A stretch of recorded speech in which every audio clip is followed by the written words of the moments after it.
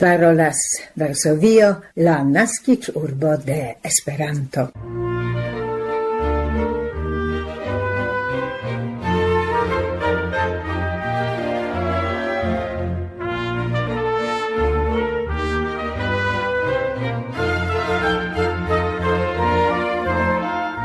Koran bonvenon, gesignoroj, en la 1102 elsendo el Varsovio, la 21 de septembro 2021 salutas vin Barbara Pietrzak, Milada Szwedo, Krystyna Grochocka kaj Maciej Jaskot, proponante en la komenco aktualaĵojn kaj kronvirusan kronikon. Nia sciencbultena temo traktas pliajn malkovrojn pri sanperturboj pro nekontentiga ŝaddormo.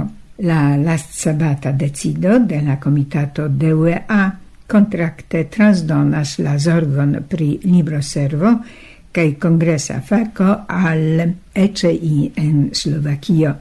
Nia antaŭmikrofona gasto estas la vicprezidanto de UEA, Fernando Maja. En la komenco bonvolu konatiĝi kun aktualaĵoj.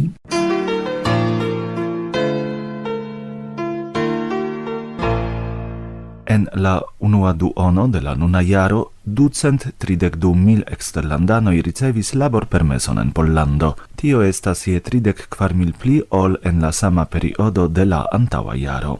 Plej multaj permesoj koncernis stiristojn de kamionoj kaj industriajn laboristojn. Laŭ la firmao Personal Service, ĝis 11,000 kreskis ilia enlaborigo ĉe la oficejaj postenoj, ĝis ĉirkaŭ 6,5,000 en la teknikaj profesioj kaj en grupo de specialistoj. Krome en la sama periodo en la registroj de laboroficejoj estis anoncitaj 990,000 deklaroj pri enlaborigo de laboristoj el la orientaj regionoj, kio signifas 63% kreskon. La condicio de enlaborigo de eksterlandano en Pollando estas conforma permeso kaj legala estado de eksterlandano sur la tereno de Pollando. Pri laborpermeso ĉe administraj aŭtoritatoj petas labordonanto de koncerna eksterlandano. Civitanoj de Armenio, Belarusio, Kartvelio, Moldavio, Rusio kaj Ukrainio povas labori en Pollando laŭ simpligita proceduro. Tio estas deklaro ke al ili estis konfiditaj labortaskoj.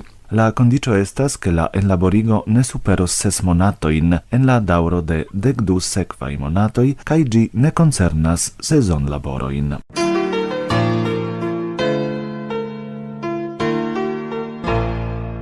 Ĉiam pli da polaj konsumantoj elektas frostigitajn nutraĵproduktojn. Ekde la unuaj Covid-restriktoj ilia vendokresko egalis al 15% kompare al la sama periodo de antaŭ unu jaro. Poloj alte taksas la avantaĝojn de la frostigitaj produktoj, la naturan konservometodon, konservon de iliaj altaj nutrovaloroj, la komforton teni ilin en fridujo.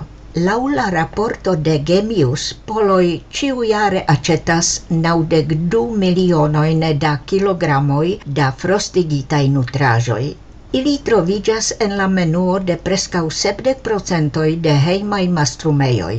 La pandemio ne ĉesigis tiun ĉi tendencon, eĉ pli spronis la kreskon. Ĉiam pli da poloj aĉetas frostigitajn fruktojn, legomojn kaj manĝopretajn pladojn. Tiu ĉi kresko-tendenco koncernas ne sole la polan konsummerkaton. La plej frapa ekzemplo estas Britio. Laŭ la Brita Federacio de frostigitaj nutraĵoj, britoj aĉetas frostigitajn produktojn ĉiam pli ol iam ajn antaŭe.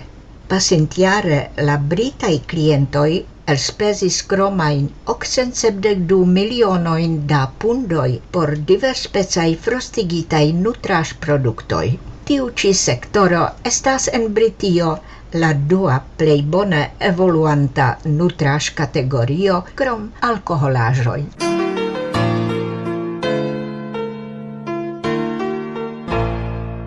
Ni daŭrigas la programon de la Esperanto Radio Varsovio per kronvirusa kroniko.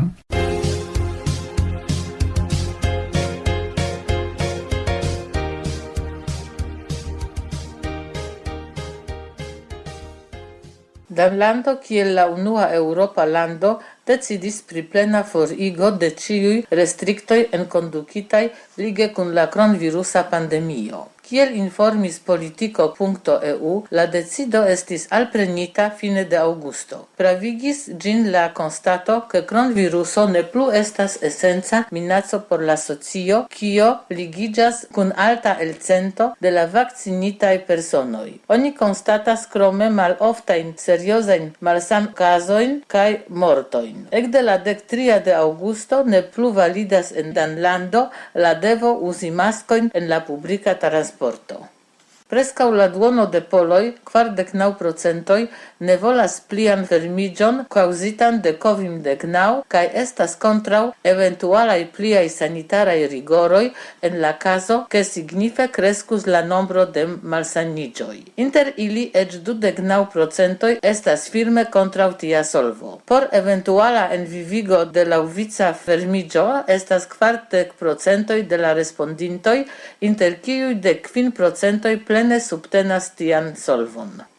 Dum la lastmerkreda gazetara konferenco la sanministro diris, ke la ministerio daŭre atendas rekomendon de Eŭropa Agentejo de medikamentoj pri la vakcinado per la 3. vakcindozo. En la pola registaro daŭras diskuto pri ĝia pravigeblo. La 3. vakcindozo estis jam allasita al personoj kun malalta immuneco. La ministerio planas plian informkampanjon pri la vakcinado celitan al junularo.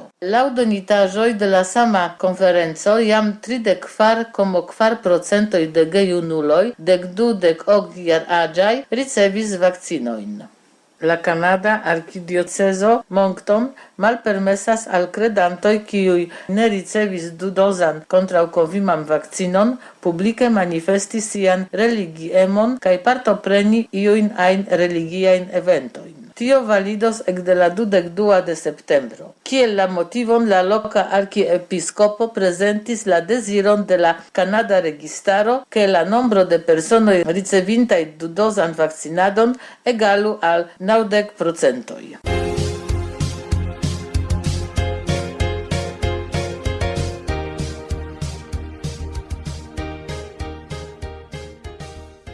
Parolas Pola Retradio en Esperanto.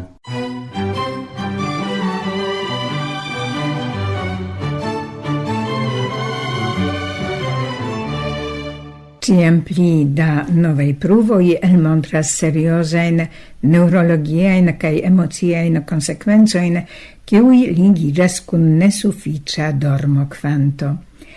Antaŭ nelonge sciencistoj el la Jagiellona Universitato en Krakovo informis baze de sia eksperimento, che ec post 7-taga nelimigita dormokvanto, sekvinta la 10-tagan periodon en kiuj personoj testitej ne povis kontentige longe dormi, multaj parametroj de la organismo ne revenis al normo.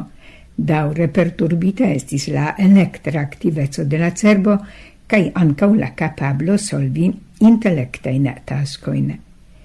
Pli frue sciencistoj en la California Universitato en Berkeley informis pri siaj esploroj koncerne dependecon inter dormoperturboj kaj timokresko.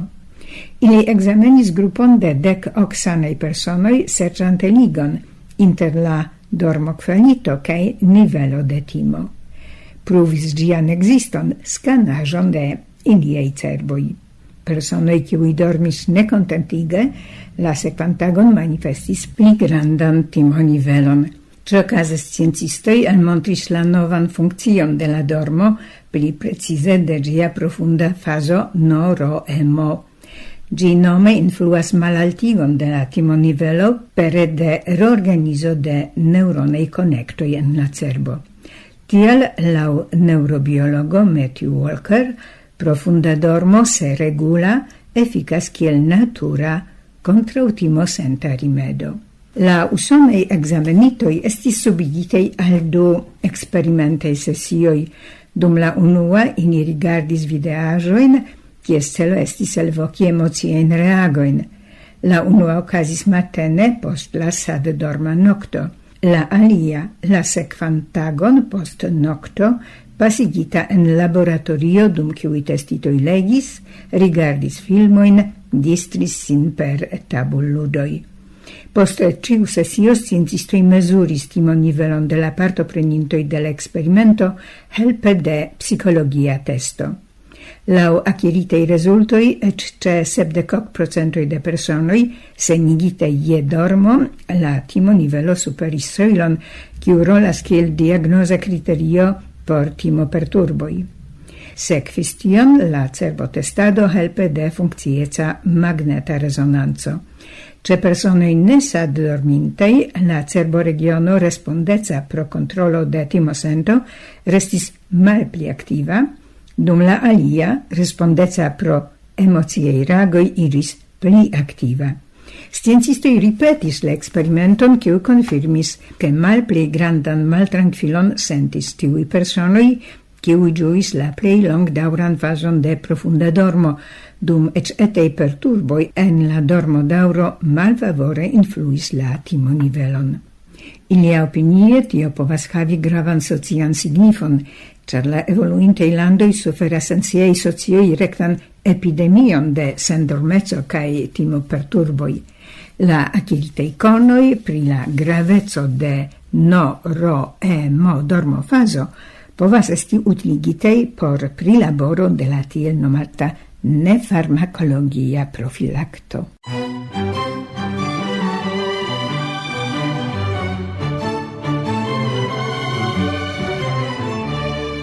Parolas Varsovio, la naskiĝurbo de Esperanto.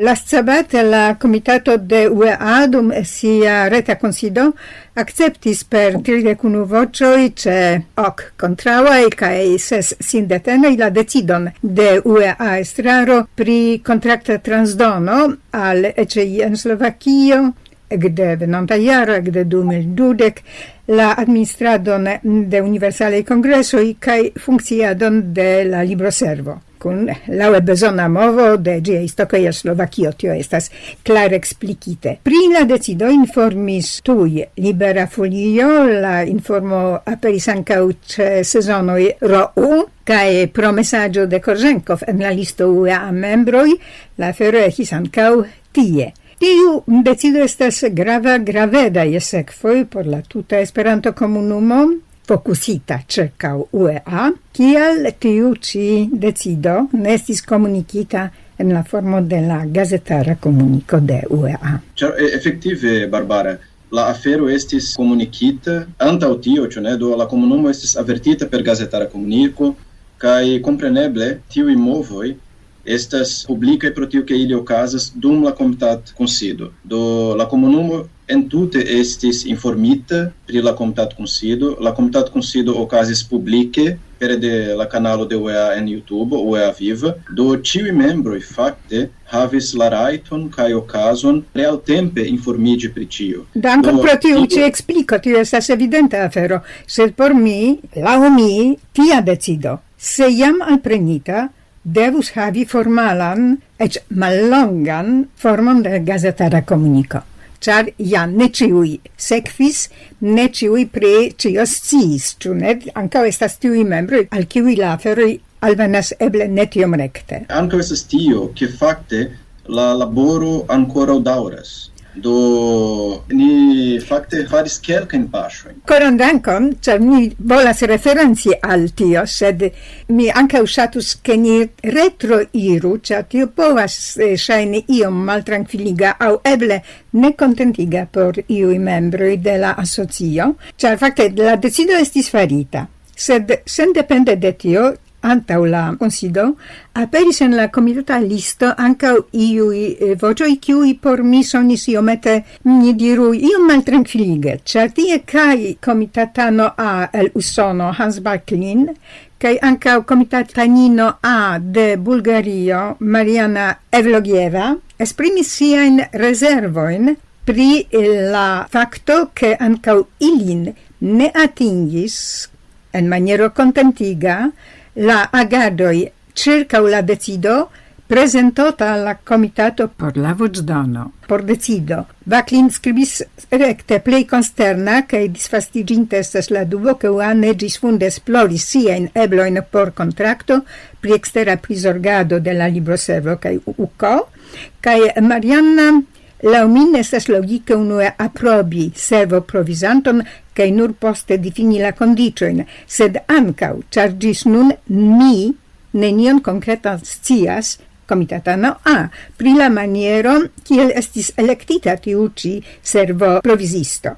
Do, mi simple jam ne volas citi la tutan demandon, sed tamen por mi estas iu atentigas min, kaptas mian atenton tiuj duboj de la komitatanoj A de du landoj, kiuj kvazaŭ esprimas la dubon ke ili ne sufiĉe sciis pri la afero. Mi bedaŭras ke la duboj de Mariana alvenis al la komitatlisto praktike dum la tago de la komitatkunsido. Do mi faras iom spegulan kritikon, amikan kritikon al tio, ĉar antaŭe oni kritikis la estraron ke ni sendis la raporton unu tago antaŭ la komitatkunsido, la pasinta komitatkunsido. Kaj same la demandoj de Mariana alvenis praktike en la tago de la komitatkunsido. Do ni ne povis respondi ilin a la listo, a la komitatlisto, sed ni, laŭ mia kompreno, respondis ilin dum la komitatkunsido. Kaj mi povas iomete klarigi tion, do ĉiuj duboj estas bonvenaj, tamen estis klarigoj pri tiuj punktoj, kaj mi povas ankaŭ prezenti mian komprenon de la afero. Unue, la komitato taskis la estraron fari esplorojn. Do ni faris tiujn esplorojn. Tiu estas la unua punkto. Ni informis en la raporto ke ni faris ampleksan esploron interkonsiliĝe kun la ĝenerala direktoro kaj ankaŭ kun la komisiono pri financo, kiu estas komitata instanco. Do la estraro de OEA mem ne konstruis proponojn sola. Do ni fakte faris tion interkonsiliĝe kun la komisiono pri financo, kiu estas komitata instanco, kaj kun la ĝenerala direktoro. Kaj kial mi diras tion? Ĉar efektive, Barbara, tiuj movoj kiuj okazas nun tuŝas plej unue la ĝeneralan direktoron. Do laŭ statute, la ĝenerala direktoro estas tiu kiu respondecas pri dungoj kaj maldungoj, pri difino de buĝetoj kaj tiel plu prezentotaj al la komitato. Do efektive la ĝenerala direktoro rajtus dungi kaj maldungi homoj, se li komprenas ke tio estas necesa por la laboro kaj tiel plu. Bone? Tio estas la unua paŝo. Sed mia demando ne koncernis tion. Mi ne intervenas kaj ne dubigas la kompetentojn de la ĝenerala direktoro. Sed mi klarigos ankaŭ kial tio tuŝas la aferon pri esploro kaj tiel plu. Do, ni faris tiun esplorojn surbaze de nia kompetenteco kaj laŭ la instrukcio de la komitato. Kio estas? Esploro pri movo de laborfortoj ekster Nederlando. Do ni faris tion. Kiam ni faris la esplorojn, ni kompreneble konsideris la publikan alvokon. Do ni faru publikan alvokon kaj tiel plu. Tion tamen ni decidis ne fari pro la jeno, unu el la kialoj. Ni havis antaŭe spertojn en OEA, laŭ kiuj ni faris publikajn alvokojn, kaj la rezultoj ne estis kontentigaj. Pro du kialoj. Unue, ne alvenis multege da kandidatoj. Ekzemple ni faris publikan alvokojn por la konstruo de la dirita nova retejo, do de la administra nova sistemo. Ni faris alvokon por la konstruo de la forumo de OEA, por la konstruo de OEA.facila. Ankaŭ ni faris alvokon por esperanto.net, por la daŭrigo de la retejo.net, kaj mi diras al vi ke por kelkaj eĉ ne alvenis kandidato. Do ni devis vere puŝi aŭ longigi aŭ fare de novo. Sed vi faris vian taskon, vi alvokis. Do, sendepende de la rezultoj, la ĉefa tasko estas alvoki. Yes, ĝuste. Sed kiam ni decidis ke ni esplorus pri tio, ni ankaŭ taskis la ĝeneralan direktoron fari siajn esplorojn. Do li kontaktis plurajn grupojn pri tio, kaj tuj poste li emplektis la estraron kaj la komisionon pri financoj pri la reagoj. Do ni faris tion, kaj de tiuj reagoj mi devas diri ke unue kelkaj homoj diris ke ili ne ŝatus ke la traktado fariĝu publika se ni ne decidas por tio, ĉar ili timas pri miskomprenigo kaj misfamigo kaj tiel plu. Do videble estas en la Esperanto-komunumo iom da malkomforto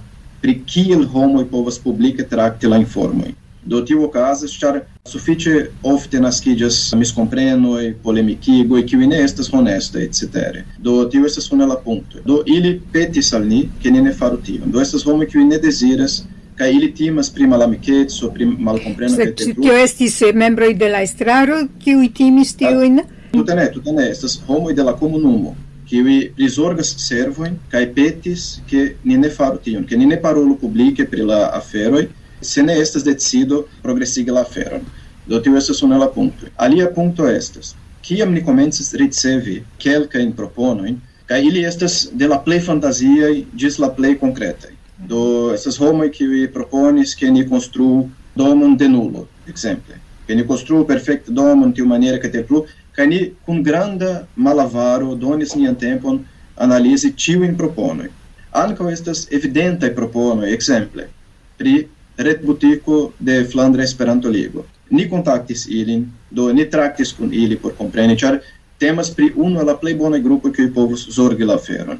Kaj pro privataj kialoj ili ne deziris progresigi la aferon. Do ni faris nian laboron pri tiu kompleksa esplorado. Niaj premisoj estis: ni volas unue, nia plej unua premiso estas ni volas fari ŝanĝojn kiuj estas finance bonaj por UEA. Kaj kompreneble ili devas esti ankaŭ kvalitaj ŝanĝoj, ĉu ne? Do tio estas niaj premisoj. Kaj finfine ni ankaŭ post ricevo de la diversaj proponoj interrilatiĝis kun kelkaj partneroj de UEA, ekzemple la landaj asocioj kaj fakaj asocioj. Do se estas iu homo de iu lando, kiu tute private proponas ion, ni kontaktis la landan asocion por demandi kiu estas la opinio, ĉu la landa asocio pensus ke estus pozitive se UEA enirus tiun landon por ĝuste pripensi novan funkciadon kaj tiel plu, ni faris tion. Kaj pri kelkaj proponoj ni ricevis fortan malrekomendon. Fernando, mi ne volas polemiki, sed mi ankaŭ memoras verŝajne el Libera Folio la aserton de Lukis Żebrowski el Pollando, kiu deklaris ke tute ne ricevis ajnan respondon je la proponoj. Mi ne diras kiom serioza ĝi estis. Ĉu ne? Temas pri konkreta ekzemplo. Tamen pro tio ke la temo Varsovio fariĝis publika, kaj kompreneble mi ne dubas ke ĝi estas kara temo al nia nuna kanalo, al kiu mi parolas nun, mi povas diri kelkajn aferojn. Ankaŭ pro tio ke estis diskuto kun Lux mem, kun la proponinto, lia propono entute ne estis malbona, fakte li faris bonan proponon, kaj mi pensas ke tio ankaŭ fariĝis publika afero, la taksado de la koncernuloj pri la propono. Tamen vere ĝi ne estis avantaĝa laŭ niaj pritaksoj. Ekzemple, ne estis ligita al homo kiu volas profesie labori por Esperanto. Do ni ne havis homfortojn ligitaj al la propono. Do ne temas pri tio ke ni kvazaŭ evoluigu tiun ĉi temon, ĉar mi tio montras kiel kazon ke venis tiu ĉi publika informo ke ne venis reago. Pro tio, kiam vi diras ke tion mi volas korekti. Fakte venis reagoj, jes. Unue, kiel mi diris al vi, la estraro taskis la ĝeneralan direktoron zorgi pri tio. Do eĉ publike, se vi legas la raporton, la artikolon kiu aperis pri tio, estas dirite ke la ĝenerala direktoro estas la nura kiu interesiĝis. Fakte ne estas tio. Tio ne estas bona interpreto de la afero. Pro tio ke la laborfakoj ligiĝas al la ĝenerala direktoro, li estis taskita de la estraro zorgi pri la afero, kaj li intense interŝanĝis kun Lukis kaj raportis al la estraro. Do nia estraro komprenas ke jes, UEA reagis al la afero. Koran dankon pro tiu ĉi ekspliko. Ankaŭ mi devas diri ion. Ni dividis la taskon inter la estraranoj. Ekzemple, pri kiam alvenis la propono de Varsovio, ni decidis ke Trezoro estus la respondeculo pri la afero por ĝuste analizi. Li estas estrarano pri financoj. Do li unuavice estis taskita analizi kun Martin la aferoj. Kaj li ankaŭ reagis al la proponanto, al la proponinto, pri kiu ni parolas nun, kaj Trezoro faris tion nome de la estraro de UEA. Do kion aperis publike estas ke nek mi kiel vicprezidanto, kiel unu el la vicprezidantoj, ĉu ne? Kaj Duncan ne reagis. Sed fakte la estraro kaj la ĝenerala direktoro estis reprezentita en tiu traktado, ni ricevis la raportojn, ni traktis la informojn interne, kaj por ni sufiĉis. Koran dankon. Tio por mi ankaŭ sufiĉas, ĉar ne temas pri tio ke ni evoluigu la temon Varsovio, temis sole pri tiu informo che ne venis reago, kaj vi diras ke ne, ke ĝi estis profunde traktita, kaj tio estas laŭ mi ĉe nuna etapo la plej grava afero, ĉu ne?